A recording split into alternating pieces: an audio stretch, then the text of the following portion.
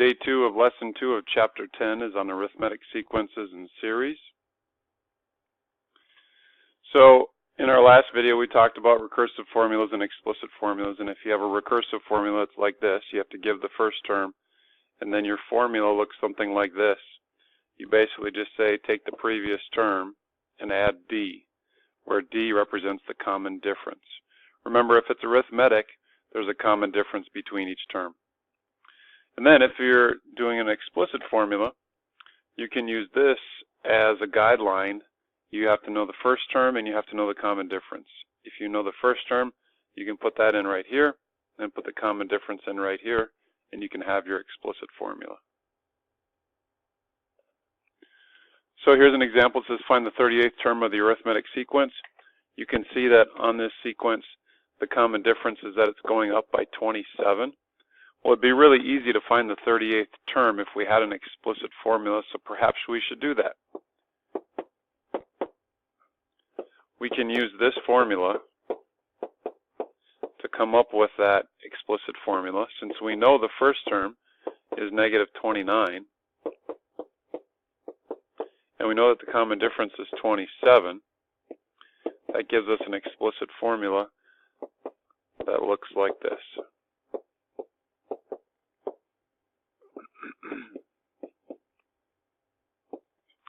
27n, and then negative 56.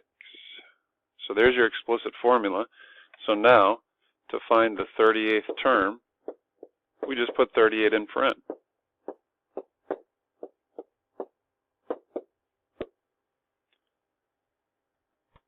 So we need to take 27 times 38. And then once we have that, we have to subtract 56. And we get 970.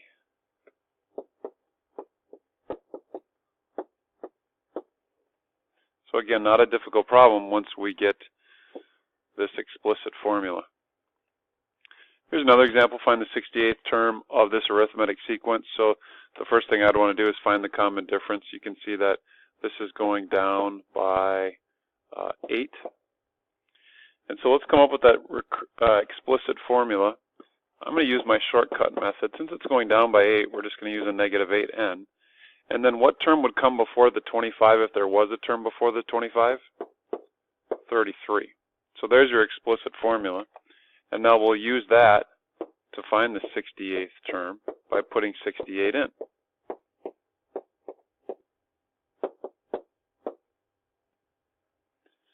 So negative 8 times 68. And then we need to add 33. And we get negative 511.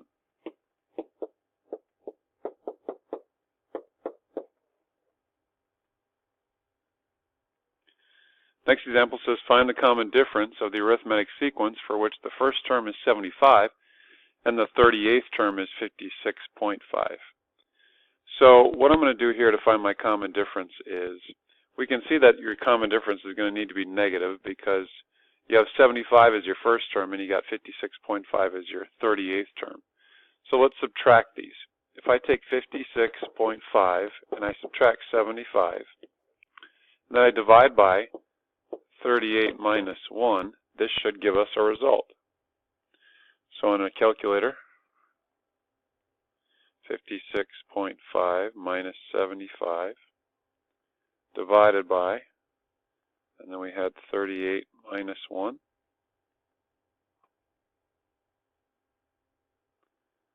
Gives us a common difference of negative 1/2. So we just found our common difference. It's going down by 1/2 each term. Similar example says find the first term of the arithmetic sequence for which the 25th term is 139 and the common difference is 3/4. So we can use this formula right here.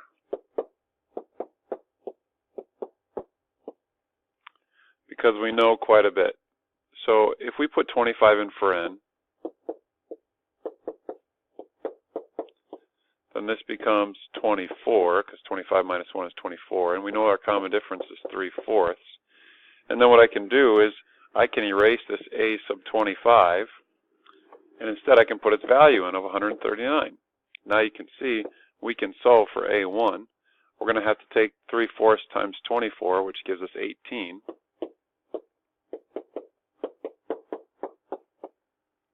Subtract the 18 to both sides, and we got 121 for our first term.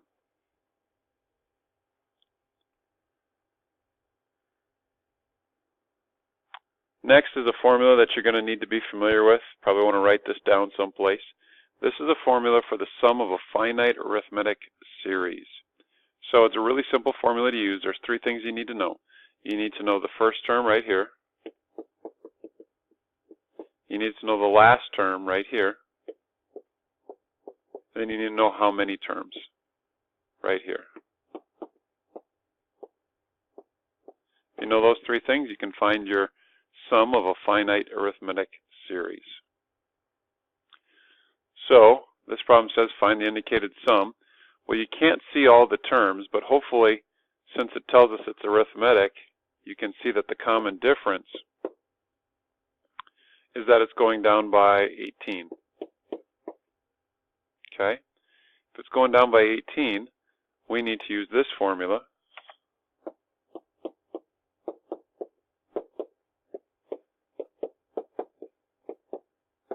And there's 3 things we need. The first term, we can see that's 211. The last term, we can see that that's negative 455. And then we need to know how many terms there are. That's what we don't see. But we can figure that out. So again, what we're going to do is we're going to be using this red equation to find the sum of all these terms. So to figure out how many terms we have here, let's use this formula.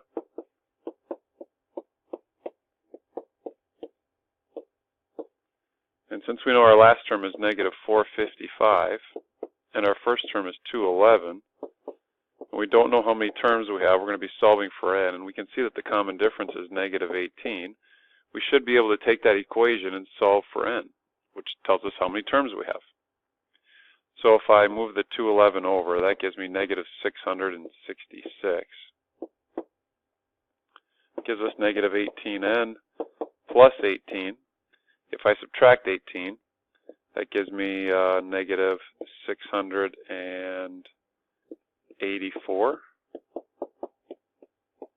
And then if I take the negative 684, and if I divide by the negative 18, it gives me 38 terms. Now that I know that I've got 38 terms, I can use this formula over here and find the sum of the first 38 terms. Our first term is 211, and our last term is negative 455. So if I type this in on my calculator, 38 over 2, 211 minus 455, we get a result of negative 4,636.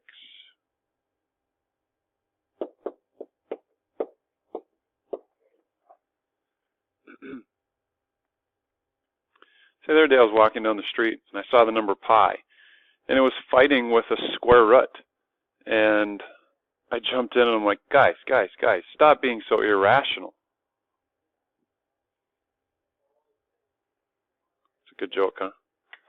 All right, example 6 again. Find the 19th partial sum of this arithmetic series. You can see that the common difference here is that it's going up by 42. And we're finding the 19th partial sum, so we're going to use this formula.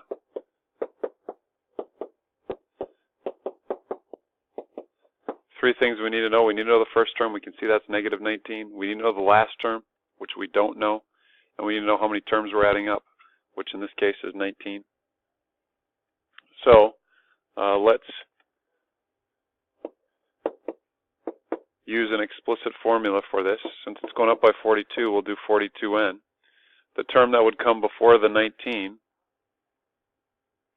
we have negative 19 and we subtract 42, would be negative 61.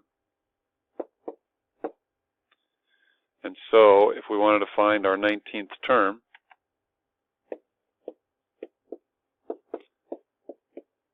we put 19 in for n, and that would give us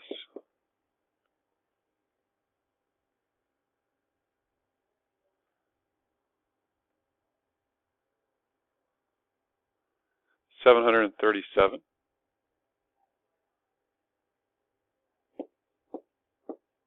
So then I'll use that in this formula over here. The sum of the first 19 terms would be 19 divided by 2. First term is negative 19. Last term is 737.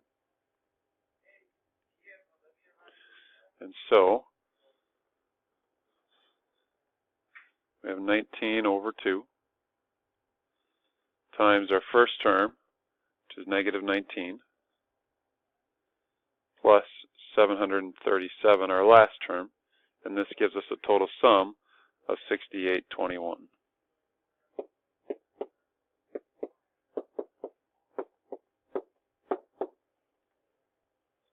So it's a fairly simple formula to use. You just need to know three things. Again, how many terms you're adding up, the first term and the last term. Next example is the same kind of thing. This says find the indicated sum of the arithmetic series. Now, hopefully you remember sigma notation. We'd start off by putting a 6 in for n, and that would give us 13. Then you put in a 7, and that would give us 18. You're going to see that it's just going up by 3 each time. And then if I put 28 in, we get 5 times 28, and then subtract 17, would give us our very last term, which is 123. So then to find this sum, we use this formula.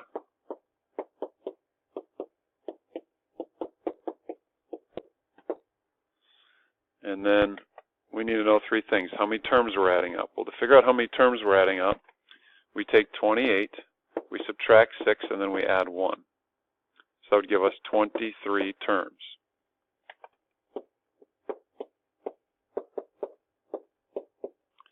Our first term is 13. Our last term is 123. So if we calculate that, let's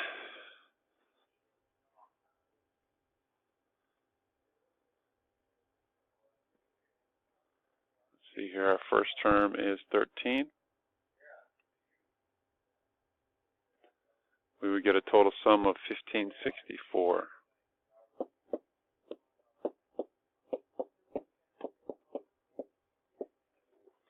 And that's the sum, the partial sum, the 23rd partial sum of this arithmetic series.